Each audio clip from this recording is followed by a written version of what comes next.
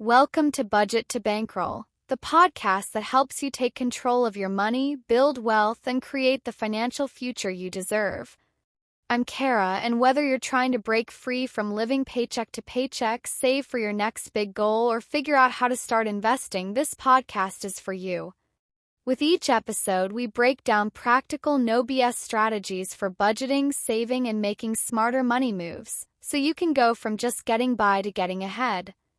No complicated jargon, no boring lectures, just real, actionable advice to help you turn your budget into a bankroll. So if you're ready to stop stressing about money and start making it work for you, you're in the right place. Let's get into it. Have you ever checked your bank account a few days before payday and thought, where did all my money go? Or maybe you feel like no matter how much you earn, it's never enough. You're just barely scraping by until the next paycheck hits. If that sounds familiar, you're not alone. In fact, nearly 60% of Americans are living paycheck to paycheck, even those making six figures. But here's the good news, it doesn't have to be this way. Today, we're talking about how to take control of your money with budgeting, not in a restrictive, never have fun again kind of way, but in a way that actually gives you more freedom, more peace of mind, and most importantly, the ability to stop stressing about money all the time. In this episode, I'm going to break down exactly how to create a budget that works for you, even if you've never budgeted before, even if you hate numbers, and even if you think you don't make enough to budget. By the end of this episode, you'll have a step-by-step plan to finally break free from the paycheck-to-paycheck cycle and start building real financial security. So grab a notebook or just sit back and listen, because we're diving into the budgeting basics that could completely change your financial future. Alright, so let's talk about why budgeting actually matters. Because let's be honest, when most people hear the word budget, they immediately think of restrictions. They think of cutting out everything fun, never going out to eat, and basically living on ramen noodles forever. But that's not what budgeting is about at all.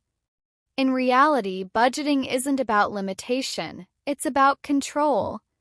It's about telling your money where to go instead of wondering where it went. And that's the difference between feeling constantly stressed about money and finally feeling in charge of your financial future.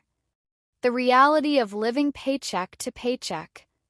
Let's start with a hard truth. As I mentioned earlier, nearly 60% of Americans are living paycheck to paycheck. And that's not just people making minimum wage. Even people earning six figures often find themselves in the same cycle. How does that happen? First, lifestyle inflation. The more we make, the more we spend. You get a raise, and suddenly, instead of saving it, you're upgrading your car or eating out more. Second, unexpected expenses.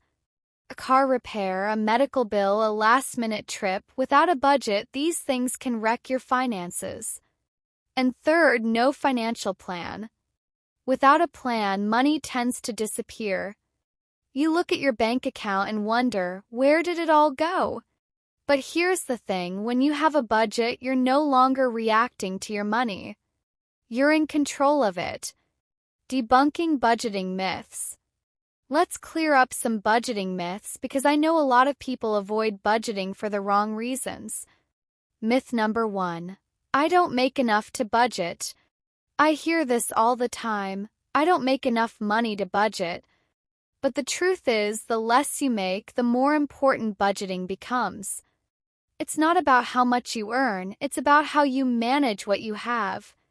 Even if you're working with a small income, a budget helps you stretch every dollar and prioritize what truly matters. Myth number 2. Budgeting means I can't have fun. Wrong. A budget doesn't mean cutting out fun, it just means being intentional. You can still go out, travel, buy the things you love. It's just about making sure those expenses fit within your plan so they don't derail your goals. Myth number 3. I tried budgeting and it didn't work. Okay, if you've tried budgeting before and it didn't work, it's probably because the method wasn't the right fit for you. Not every budget looks the same. Some people thrive on a strict zero-based budget where every dollar is assigned a job. Others prefer a more flexible 50-30-20 budget. Key is finding what works for you, not forcing yourself into a system that doesn't match your lifestyle. The mindset shift: budgeting equals financial freedom. Here's the shift I want you to make today. Budgeting isn't about saying no to things, it's about saying yes to the life you actually want. A life where you're not drowning in debt. A life where you can take a vacation without worrying about the credit card bill. A life where you can build wealth instead of just getting by. And it all starts with a simple plan for your money. So in the next part of this episode, I'm going to walk you through exactly how to set up a budget that works for you step by step. Let's get into it. Alright, now that we understand why budgeting matters, let's get into the actual steps to building a budget that works. We're going to break this down step by step, so whether you've never budgeted before or you've tried and given up, you can follow along. Step 1. Know your income. The very first thing you need to do is figure out exactly how much money you have coming in every month. This might sound obvious, but a lot of people actually don't know their true take-home pay. And that's important because when we talk about budgeting, we're working with the money you actually get, not your pre-tax salary. Here's what to do. If you have a fixed salary, this is easy. Look at your paycheck after taxes, insurance, and deductions.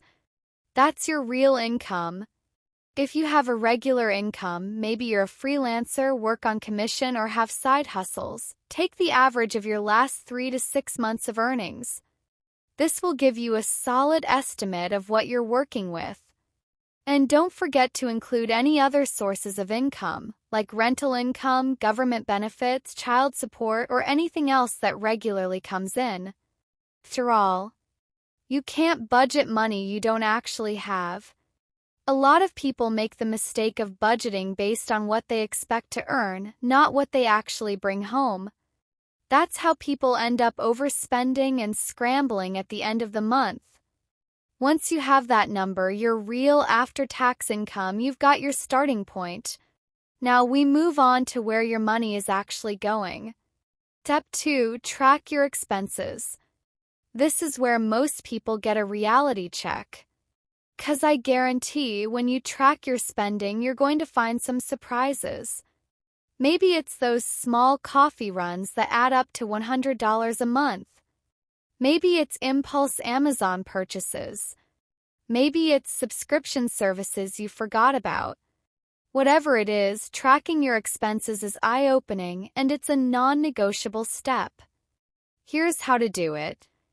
1. Look at your last 1 to 3 months of bank and credit card statements. Print them out or use an app like Mint, Anab, or even a simple spreadsheet. 2. Categorize your spending. Oh, you don't need to go crazy with 20 categories, just start with the basics. Fixed expenses like rent, utilities, and insurance. Debt payments like credit cards and loans. Necessities like groceries, gas, and medical. Discretionary spending like eating out, shopping, and entertainment. Savings and investments like an emergency fund, retirement, etc. 3. Find the leaks. Once you have your categories, ask yourself, where is most of my money going? Are there any expenses I didn't even realize I had? If you don't track your spending, you'll always feel like your money is disappearing. But once you see exactly where your money is going, you can start making intentional choices. Maybe you realize you're spending $300 a month on takeout. If that aligns with your priorities, great. If not, now you have the power to adjust. And here's the big takeaway. A budget isn't about cutting everything. It's about aligning your spending with what actually matters to you. Alright, now that you know your income and you've tracked your expenses, you're ready for the next step. Actually creating a budget that works for you. And that's what we're diving into next. Step 3. Set clear spending limits. Now that you know your income and where your money is actually going, it's time to set spending limits for each category. This is where budgeting becomes a plan, not just an observation. How do we do this? 1. Start with the essentials. These are non-negotiables like rent, utilities, groceries, insurance, and debt payments. Look at your tracked expenses and set realistic but firm limits. 2. Decide on your discretionary spending. This includes things like dining out, shopping, entertainment, and subscriptions. The goal isn't to eliminate them, it's to make sure they fit within your overall budget. 3. Allocate money for savings and debt payoff. A solid budget prioritizes paying yourself first. That means setting aside money for your emergency fund, investments, or extra debt payments before spending on non-essentials. Popular guideline is the 50-30-20 rule. 50% for needs, 30% for wants, and 20% for savings and debt payoff. But if you have debt, you might want to adjust those percentages and throw more money at paying it down faster. Why does this matter? Spending limits help you stay intentional with your money. Without them, it's easy to overspend in one area and come up short in another. And remember, these limits should reflect your goals and priorities, not someone else's. Step 4. Choose a budgeting method. Now that you have spending limits in place, you need a system to actually manage your budget. And here's the thing, there's no one-size-fits-all approach. Key is finding a method that fits your lifestyle and personality. Popular budgeting methods. 1. Zero-based budgeting. Every dollar you earn has a job. You assign all of your income to expenses, savings, and debt payoff until there's $0 left unassigned. Great for people who love structure and tracking every dollar. Example: if you bring home $3,500 a month, you'd allocate every dollar. Say $1,800 for needs, $900 for wants, $800 for savings and debt. 2. 50-30-20 budget. 50% needs, 30% wants, 20% savings or debt. Great for people who want a balanced, flexible approach without tracking every purchase. 3. Cash envelope system. You take out cash for spending categories like groceries, dining, and entertainment, and when it's gone, it's gone. Perfect for people who struggle with overspending. 4. Pay yourself first method. Instead of budgeting expenses first, you prioritize saving and investing right away, then live off the rest. Great for people focused on growing wealth. Why does this matter? Picking the right budgeting method makes all the difference. If you've tried budgeting before and failed, it might just mean the system wasn't the right fit for you. Test out a method for a month and see how it works, then adjust if needed. Step 5. Track and adjust your budget. Creating a budget is not a one-and-done thing. Your income, expenses, and priorities will change over time, which means your budget needs to be flexible too. How to stay on track. 1. Check in weekly. Take 5 to 10 minutes to review your spending. Are you sticking to your limits? Do you need to adjust anything? 2. Use a budgeting tool. Apps like Mint, Inab, or even a simple spreadsheet can help you track everything in real time. 3. Give yourself grace. If you go over in one category, don't panic. Just adjust for next month and keep going. The goal is progress, not perfection. 4. Reevaluate every month. If you notice your grocery budget is too low or you're consistently underspending in a category, tweak it. A budget is a living, breathing plan. It's supposed to work for you, not stress you out. The more consistent you are with tracking and adjusting, the more control you'll have over your money. So there you have it, the 5 key steps to creating a budget that actually works. Now, in the next part of the episode, we'll talk about common budgeting mistakes and how to avoid them so you can stay on track. Alright, so you've created your budget. You know your income, your expenses, and you've even picked a budgeting method that fits your lifestyle. But let's be honest, sticking to a budget is where most people struggle. And that's what we're going to tackle right now. Because a budget only works if you actually follow it, right? So here are 5 key strategies to make sure you stick to your budget without feeling miserable or deprived. 1. Automate everything you can. An easy way to stick to your budget? Take willpower out of the equation. When you automate savings, bill payments, and even certain expenses, you don't have to rely on discipline. It just happens. Set up automatic transfers to your savings account right after you get paid. If you never see the money in your checking account, you won't be tempted to spend it. Put your bills on autopay so you never miss a due date or get hit with late fees. Use spending alerts through your bank or budgeting apps to get notified if you're approaching your budget limits. Automation is your best friend when it comes to budgeting because it makes good financial habits effortless. 2. Give yourself a spending buffer. A big mistake people make with budgeting is being too strict. If your budget is so tight that one unexpected expense derails everything, you're setting yourself up for frustration. Build in a miscellaneous category for unexpected expenses. This could be $50, $100, or whatever works for your situation. Use a fun money allowance. Even if it's just $20 to $50 a month, giving yourself permission to spend on something guilt-free helps prevent impulse splurges. When you allow yourself some flexibility, you're less likely to blow up your budget over one bad day. 3. Use the 24-hour rule for impulse spending. Ever bought something on a whim and then regretted it later? We all have. That's why using the 24-hour rule can help you avoid impulse purchases that wreck your budget. When you see something you want but don't need, wait 24 hours before buying it. If you still really want it the next day and it fits within your budget, go for it. If not, you just saved money.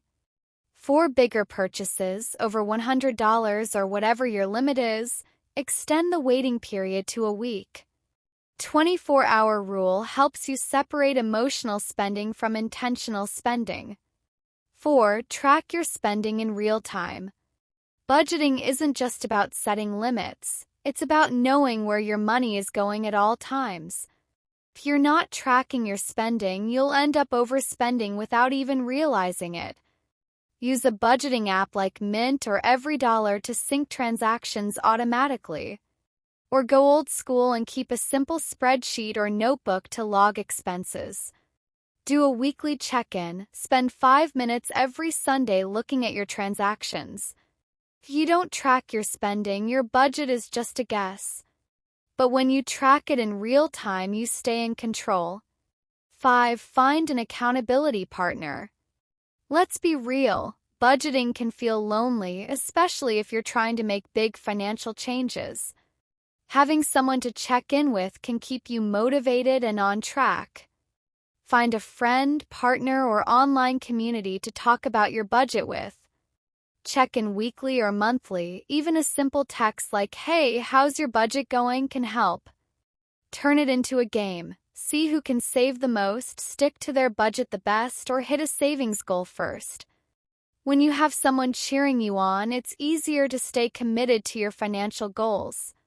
So, those are 5 key ways to stick to your budget without feeling like you're trapped. Let's do a quick recap. First, automate everything you can. Second, give yourself a spending buffer. Third, use the 24-hour rule for impulse buys. Fourth, track your spending in real time. And finally, get an accountability partner. Remember, budgeting isn't about being perfect. It's about being consistent. Some months will be better than others, and that's okay. The goal is to keep improving and making smarter money choices over time. Now, coming up next, we're going to talk about common budgeting mistakes that could be sabotaging your progress and how to fix them.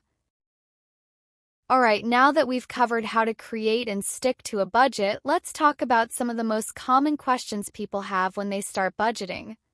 'Cause let's be honest, budgeting sounds simple on paper, but once you actually start doing it, a lot of what-ifs pop up.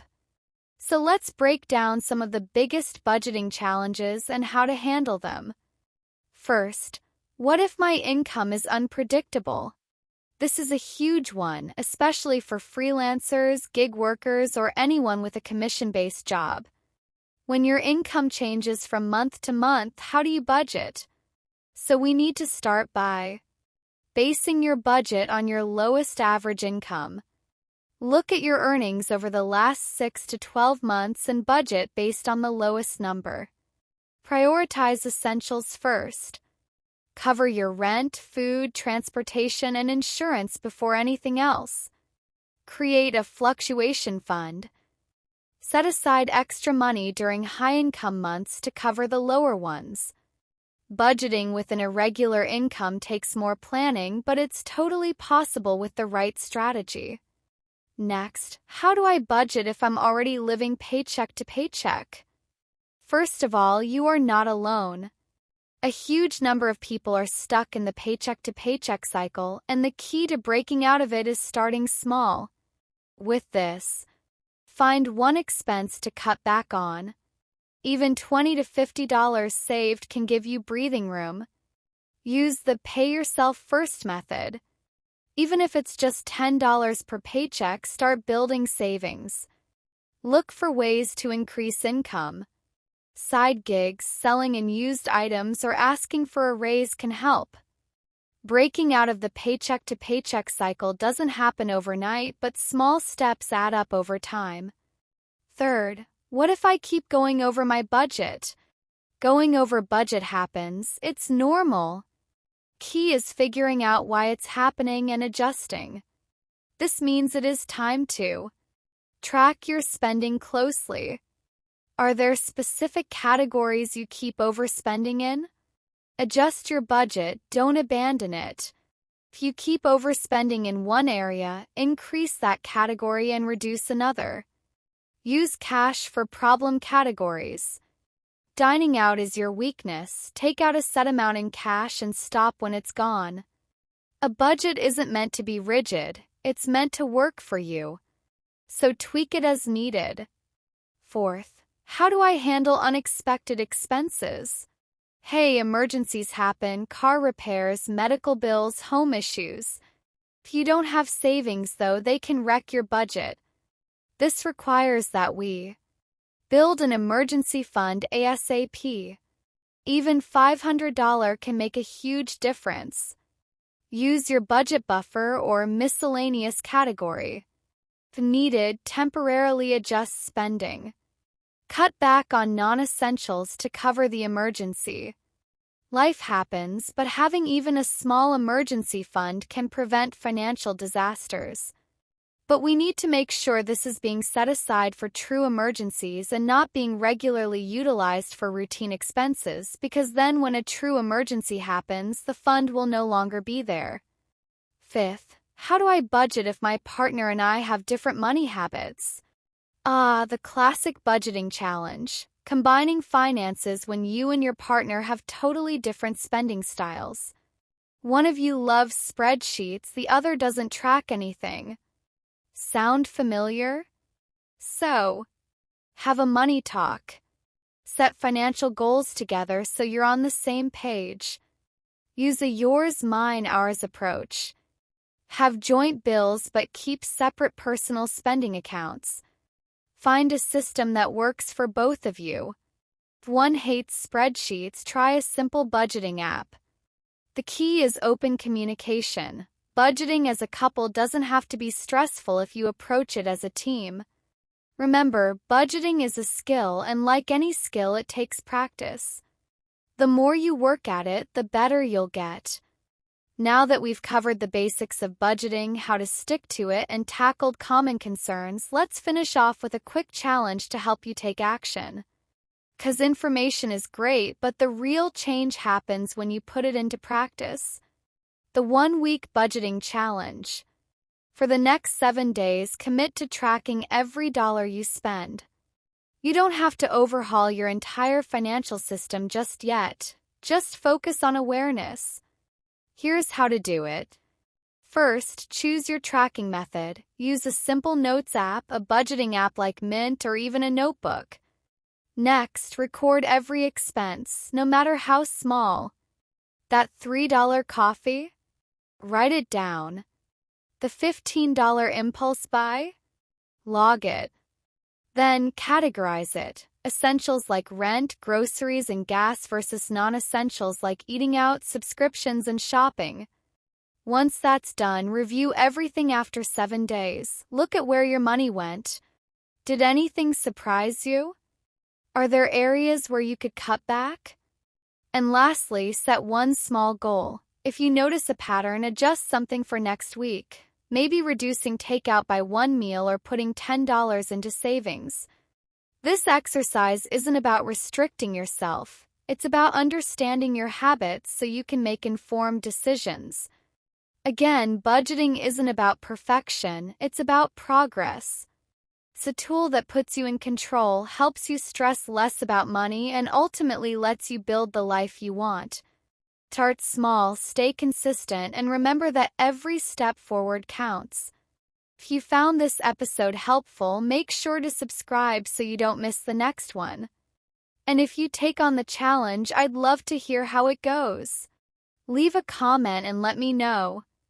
That's it for today. See you next time on Budget to Bankroll.